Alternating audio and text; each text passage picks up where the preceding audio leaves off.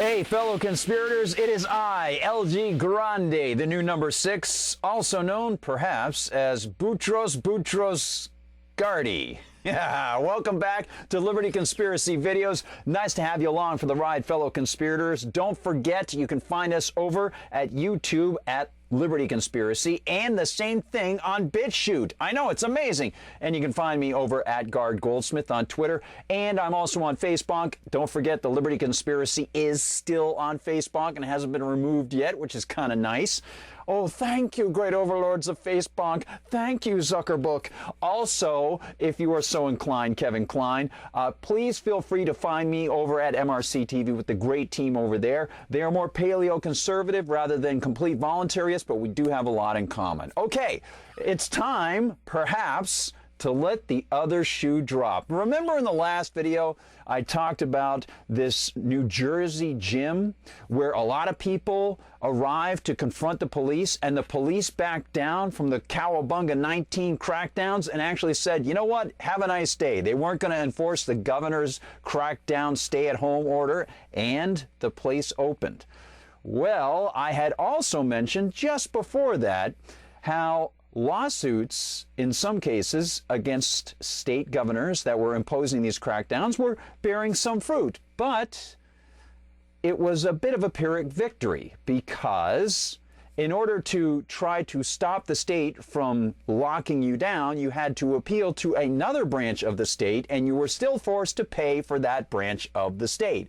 So how can you call it justice when you're forced to pay for the system which is delivering you the verdict about so-called justice? I said, it's a strange sort of vibe that you get because you can't really escape. It's like appealing to a mafioso. Well, at the end of that video, I showed this small victory in New Jersey, and I said, this is great, but it's momentary. And guess what? Let's go to the videotape. Yes, indeed. The other shoe has dropped, and it is a heavy, heavy boot made of concrete and other types of things that will drag you down. The story, let's go up to the headline. Headline! From Real Clear Politics, police make arrests at New Jersey gym, which they allowed to reopen. Yes, indeed. After the police left, the guys at the gym, the Attilas gym, were fined, and they were arrested. So let's have a little video action here and see what we can see. To tell us not to show up today. And Ian told us not to show up today because they lied to him. They said they're arresting him right now.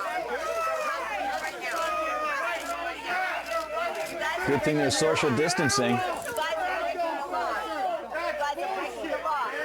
You're not backing up. Wouldn't want to spread disease now, would we?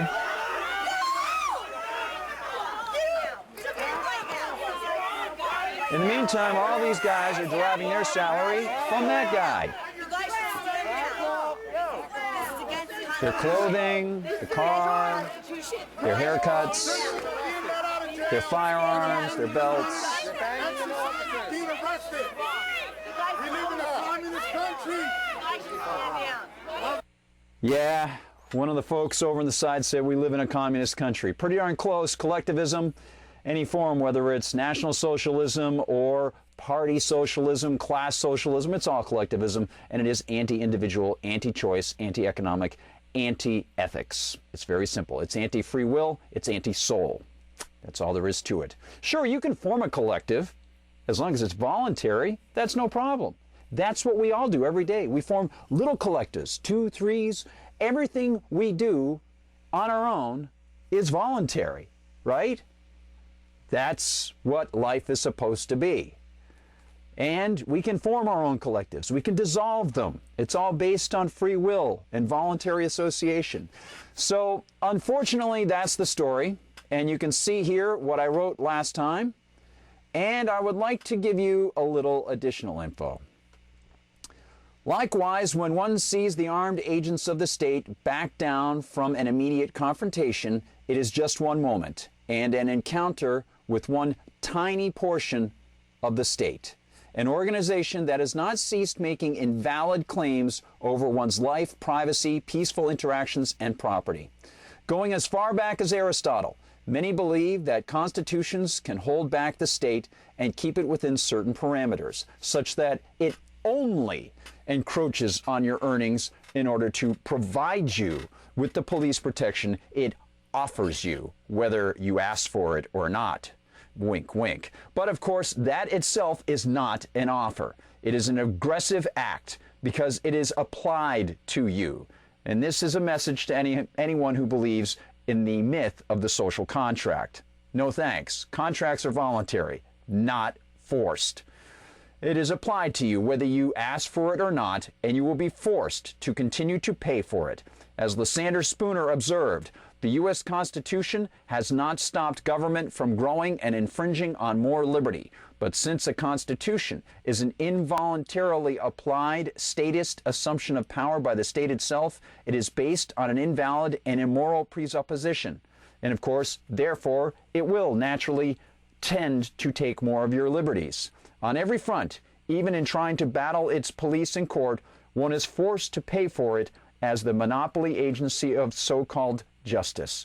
But one cannot receive justice from a system that offers its brand of so-called justice through your servitude. Yep.